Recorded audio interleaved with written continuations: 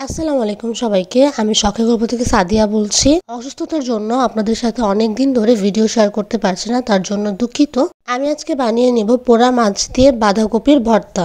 তো এই ভর্তাটি বানানোর জন্য আমি প্রথমে একটি প্যানে অল্প পরিমাণে তেল দিয়ে দিলাম শুকনা মরিচ, দিয়ে দিলাম রসুন, পেঁয়াজ আর একটি মাছ। এখন আমরা এটিকে ভালো করে পোড়া পোড়া করে ভেজে নিব।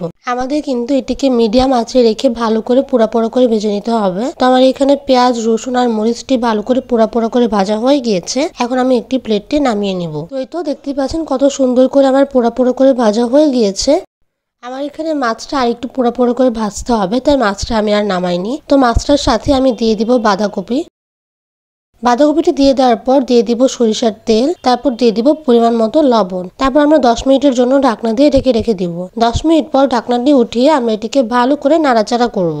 আমাদের কিন্তু এটিকে মিডিয়াম আঁচে ভালো করে ভেজে নিতে হবে। যদি হাই ফ্লেমে আমরা এটিকে ভাজি তাহলে ভিতর দিয়ে কাঁচা রয়ে যাবে আর উপর দিয়ে পোড়া পোড়া হয়ে যাবে। তাই ভিতর দিয়ে যেন কাঁচা কাঁচা না রয়ে যায়, তাই আমাদের মিডিয়াম আঁচে ভালো করে ভাজতে হবে। তো আমার এখানে দেখতেই পাচ্ছেন কতটা সুন্দর করে ভাজা হয়ে গিয়েছে। আমি এখন এটিকে ভর্তা বানিয়ে নিব। তো ভর্তা বানিয়ে নেওয়ার জন্য আমি প্রথমে পেঁয়াজ রসুনটিকে ভালো করে চটকে নিচ্ছিলাম। আমি কিন্তু এখানে অল্প একটু কাঁচা পেঁয়াজও ব্যবহার করেছি।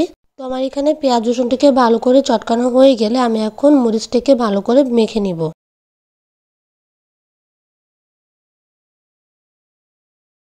তো আমার এখানে ভালো করে মাখা হয়ে গেলে দিয়ে দিব পরিমাণ মতো লবণ। লবণটি দিয়ে দেওয়ার পর আমরা এখন এটিকে ভালো করে মিশিয়ে নিব। মেশানো হয়ে গেলে দিয়ে দিব ধনিয়া পাতা কুচি। ধনিয়া পাতা কুচিটি দিয়ে দেওয়ার পর আমরা এটিকে ভালো করে মিশিয়ে নিব।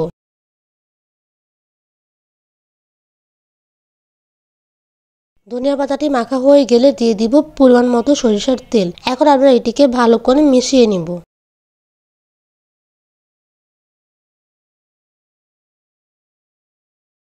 তেলটি মেশানো হয়ে গেলে দিয়ে দিব মাছ। আমি কিন্তু এখানে মাছটি আগে থেকে বেছে নিয়েছিলাম। তো মাছটি দিয়ে দেওয়ার পর আমরা এখন এটিকে ভালো করে মিশিয়ে নিব।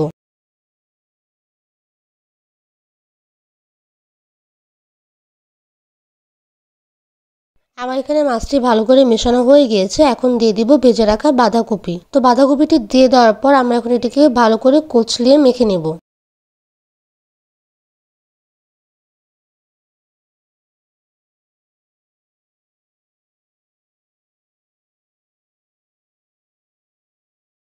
তো আমার এখানে ভালো করে মাখা হয়ে গিয়েছে। আমি এখন একটি প্লেটে পরিবেশন করে নিব। তো দেখতেই পাচ্ছেন কতটা সহজেই এই ভর্তাটি তৈরি হয়ে গিয়েছে। দেখতে যতটা লোভনীয় হয়েছে, খেতে কিন্তু অসাধারণ মজার হয়েছে। আপনারা সবাই কিন্তু এটি খুব সহজেই বানিয়ে নিতে পারবেন। আর শীতের দিনে গরম ভাত দিয়ে এই ভর্তাটি খেলে কিন্তু অসাধারণ লাগবে। আপনারা সবাই এটি অবশ্যই ট্রাই করবেন। আশা করি আপনাদের এটি ভালো লাগবে।